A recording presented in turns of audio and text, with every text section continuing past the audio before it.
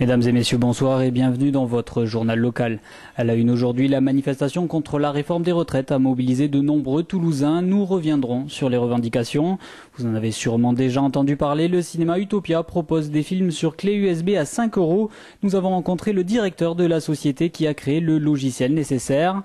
Même nos enfants ont le droit à leur magazine d'information de proximité, présentation du petit nouveau, le Zine. Et enfin, au lieu du patrimoine toulousain, l'hôtel d'Acésat renferme une collection exceptionnelle. Philippe Cross, son directeur, nous la présentera. Et on commence tout de suite ce journal avec la grande journée de mobilisation qui était prévue aujourd'hui. À Toulouse, du quartier d'Arnaud Bernard jusqu'à François Verdier, en passant par le Pont-Neuf, ils étaient nombreux à battre le pavé. Dans le cortège, les manifestants s'opposent à la réforme des retraites présentée hier à l'Assemblée nationale.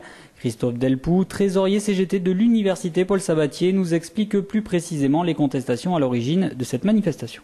Moi je suis là aujourd'hui déjà pour mobiliser les gens aussi, puisque c'est le cadre de mon mandat militant. Et aussi dans la continuité bien sûr sur les retraites prioritairement, puisque c'est dans la journée du 24 juin et aussi du mois de mai dernier. Mais aussi sur les problèmes d'emploi qui sont liés avec le problème de retraite. Le financement de la retraite, c'est un problème d'emploi aussi, et ainsi que tout ce qui est précarité, puisqu'on a pas mal de précaires dans la fonction publique, puisqu'on est à plus de 30% au niveau national. Ce qui est le plus important à nos yeux, c'est que déjà le problème du financement qui est posé, il n'y a pas de vraie solution, sauf de diminuer la retraite, mais ce n'est pas de maintien de la retraite. C'est-à-dire qu'on n'est pas là dans un cadre où c'est que il y a un problème de financement qui va se poser à terme, mais au lieu de trouver une solution, comment on finance ce manque, on diminue la pension. C'est-à-dire qu'en fait, on est en train de créer des retraités pauvres. Et je crois qu'aujourd'hui, c'est ce que s'aperçoivent les gens. Ils voient la mobilisation, les gens ont compris de quoi il s'agissait, et que la solution, elle doit être trouvée ailleurs, quoi.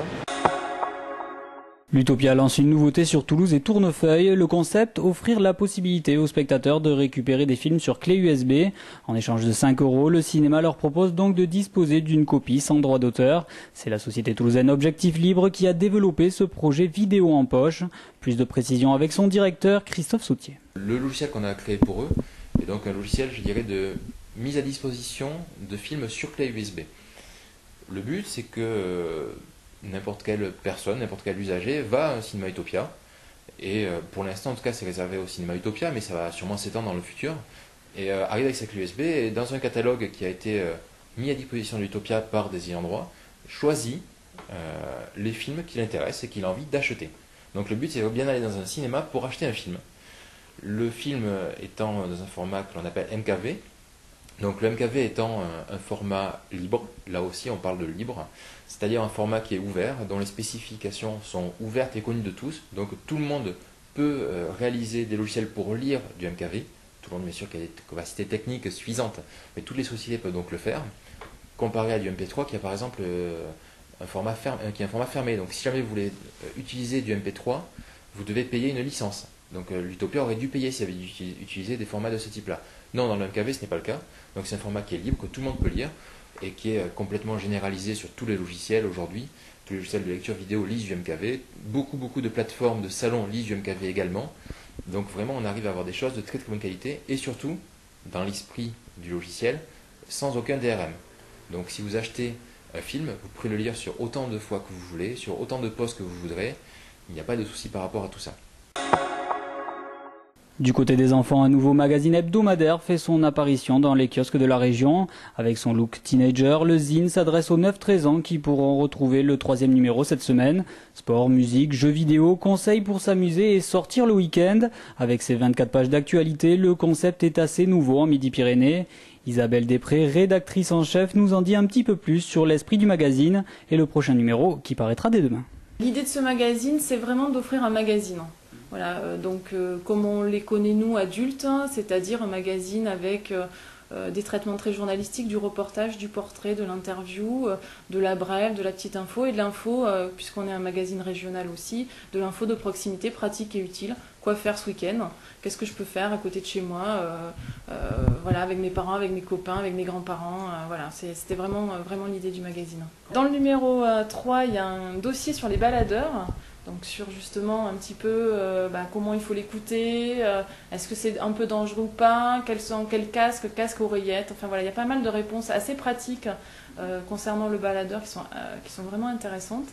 Qu'est-ce qu'on a d'autre? On a les journées du cheval où on leur dit un petit peu ce qui se passe, quelles sont les choses qui sont organisées dans la région pour eux par rapport autour du cheval, dans les clubs, dans les haras, dans les choses comme ça.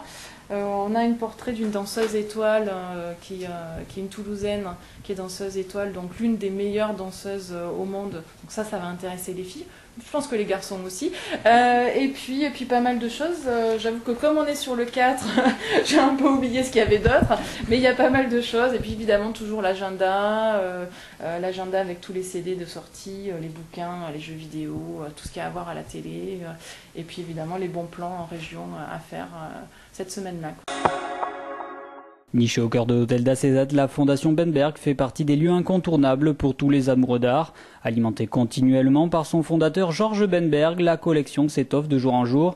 Philippe Cross, directeur de la Fondation, nous en dit un petit peu plus. C'est une collection qui représente vraiment le regard d'un homme, en fait, les choix d'un collectionneur. À l'origine, lors de l'inauguration, donc deux ensembles d'œuvres très distincts, des œuvres de la Renaissance, mobilier, peinture, livres, bronze, et ensuite, sans transition, l'école française moderne, des impressionnistes. Au gré des années, comme il a continué de collectionner et de donner des choses qu'il possédait encore, il a voulu un petit peu combler le manque chronologique qui pouvait exister entre le XVIe siècle et le XIXe, avec une collection donc maintenant 18e, très importante, ce qui fait qu'aujourd'hui, après 15 ans de fonctionnement, on peut dire que le parcours muséographique commence aux alentours de 1500 et s'achève après la Seconde Guerre mondiale avec les dernières peintures de Bonnard. Voilà, c'est la fin de ce journal. Merci à vous de l'avoir suivi. Dans quelques instants, on se retrouve pour l'invité du jour. Ce soir, c'est Robert Beau, candidat déclaré à la présidentielle de 2012.